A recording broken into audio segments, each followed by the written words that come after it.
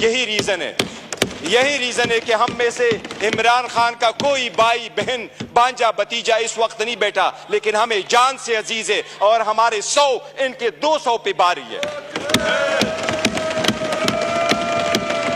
यही वो डेमोक्रेसी थी मिस्टर डिप्टी स्पीकर। ये इमरान खान है जिस वक्त आपके पास डेमोक्रेसी आएगी, जिसने मोरूसी सियासत को खत्म किया। मेरे जैसा वर्कर चेयरमैन पीटीआई की हैसियत से इस वक्त खड़ा है।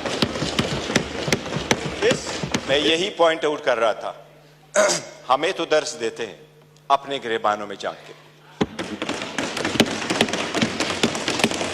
क्या पहली हुकूमत लेके PDM 1 जब हुकूमत आई, उसी को लेके विद इन अ मंथ नेब का कानून चेंज करवा के 50 अरब रुपए के केसेस माफ नहीं करवाए। It's a ground reality.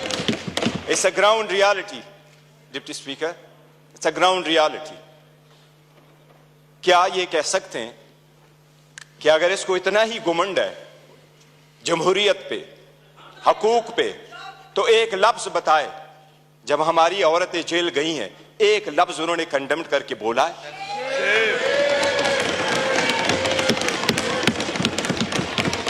एक हमारे लोगों को जब इलेक्शन के प्रोसेस से गोया, ये जो पीछे लोग आप देख रहे हैं 91, ये 91 नहीं थे, ये 91 वही है। दे वर टू बिग टू रिग, इसलिए नहीं छोड़ सके थे। ये तो हमें 30 भी नहीं दे रहे थे। प्रपोजलों को रोका, सिकंदरों को रोका, डॉक्यूमेंट्स छीने गए, कैसरा इलाही से उसका दुपट्टा छीना गया। इनको एक लफ्ज उस वक्त ये बोले, इन्हीं सर्कमस्टांसेस में इलेक्शन जीत करके हम आए हैं। स्पीकर साहब, ये कहां डिप्टी स्पीकर साहब, इनको जमहूरियत रास नहीं आती, इनको वो जमहूरियत पसंद होता है। शहबाज शरीफ साहब कैसे कहते रहे, ये एक दूसरे को मुफादात के टक्कर में इकट्ठे होते हैं, इसलिए ये पावर शेयरिंग पर बिलीव करते हैं। इमरान अहमद खान नियाजी अवामी सियासत पे बिलीव करता है, पावर शेयरिंग पे नहीं करते। क्या शहबाज शरीफ ने मलक कयूम को फोन करके कन्विक्शन नहीं करवाई थी? कितने अदब के साथ अभी कह रहे इकट्ठे बैठ के। आज इन्होंने सारे एक डाइनिंग टेबल पे बैठने वाले लोगों में इतने ओहदे नहीं बांटे। ये इमरान खान है जिस वक्त आपके पास डेमोक्रेसी आएगी, जिसने मोरूसी सियासत को खत्म किया। मेरे जैसा वर्कर चेयरमैन पीटीआई की हैसियत से इस वक्त खड़ा है। इस ईवान का pride of parliament Umar Khan साहब है। Pride of parliament Umar Khan, जिसके पास शायद ज्यादा वोट तो नहीं आए, he couldn't get most of the vote, but he was the candidate with most credibility, alhamdulillah। हमारा शेर मुल्तान को स्पीकर मुकर्रर किया, वो फर्जंदे मलकन को इमरान खान साहब ने डिप्टी स्पीकर मुकर्रर किया। इनसे पूछे कोई ओहदा किसी को और देंगे क्या? पीपल्स पार्टी में कोई भी और बंदा नहीं है सदारत के लिए कि जरदारी को आप देते हैं? योर ऑनर, डेमोक्रेसी ऐसी नहीं है। डेमोक्रेसी ऐसी नहीं है कि बकेन के दरख्त लगाए और आड़ू की पौधे का फिर आप तस्वर रखे कि आड़ू मिलेंगे। ये बकेन के दरख्त है, अवाम से इनके कोई उम्मीद नहीं है कि इनको आड़ू मिलेगा। योर ऑनर, हमें एहसास करना होगा ये जाती मुफादात में आते हैं। कितने फ्राइडली कह रहा है कि सबसे कम उम्र इनके तरफ है और सबसे बूढ़े भी इनके तरफ बैठे हैं।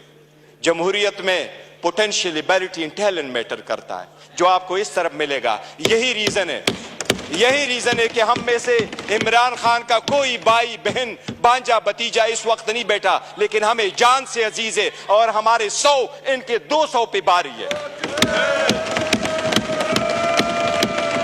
यही वो डेमोक्रेसी थी मिस्टर डिप्टी स्पीकर। जो लोग हमारे साथ आजाद हुए वो हमसे आगे बढ़े, जो हमारे बाद आजाद हुए वो हमें पीछे छोड़ के गए। जब पाकिस्तान का नाम ले लो, दुनिया के लोएस्ट क्रेडिबिलिटी में आता है। रूल ऑफ लॉ में हम सिर्फ अफगानिस्तान और म्यांमार से आगे, बाकी पूरी दुनिया से पीछे गलत है जी। हम पीछे हैं आपकी हम क्या है? गुर्बत में 37% गुर्बत से नीचे है, नेशनल पॉवर्टी लाइन में 21% नीचे है। हम कैसे आगे तरक्की करेंगे? बाकी गैस, पेट्रोल, बिजली तो दूर की बात, आपको पानी मुयस्सर नहीं है। ये इन लोगों की 4 दहाइयों की कसम रहा है जो अवाम को दिया है।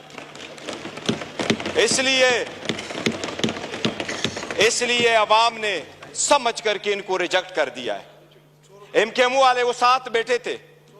मुझे हमेशा से 2 पार्टियां अदरवाइज पसंद हुआ करती थी, एक जमात इस्लामी जिसमें फिर भी जमहूरियत है, दूसरा एमकेएम जिसमें मुतवस्सित तबके के लोग शामिल होते थे। लेकिन इस मर्तबा वो भी टिकट लेने वालों के लाइन में लग गए और अपने वसूली की सौदाबाजी की।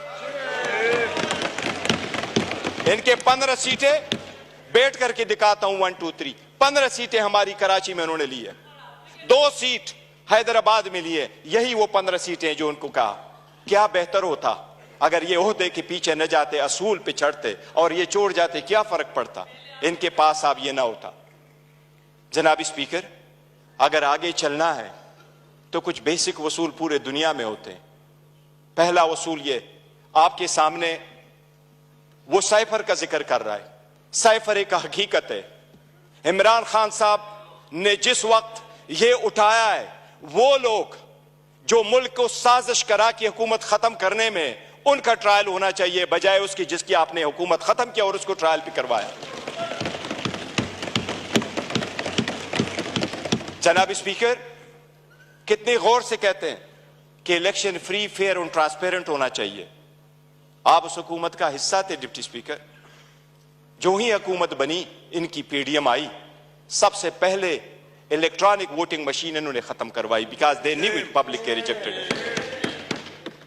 ये ओहदे बांटते, ये ओहदे बांटते आपस में, ये डेमोक्रेसी से दूर दूर उनका कोई ताल्लुक नहीं। स्पीकर, डिप्टी स्पीकर, अगर हमने आगे जाना है, बढ़ना है, तो उसके मिनिमम कुछ वसूल होते हैं। और मिनिमम वसूलों में यह कि एक वक्त में बहुत सतात कल मायूसी जरूर हुई है कि यह तो हम मानते भी नहीं है कि यह प्राइम मिनिस्टर है, लेकिन फिर भी उस ऑफिस में निकलते हुए भी इसने हमारे वो औरतें बहनें जो जेलों में हैं, उनकी रिलीज का कोई ऑर्डर नहीं किया था। इससे तो यूसुफ रजा गिलानी बेहतर था, जिसने पहले दौर में यह कह दिया था कि जज उसको मैं आजाद कराऊंगा। ये वही वाले लोग हैं जो उस तरफ चले गए।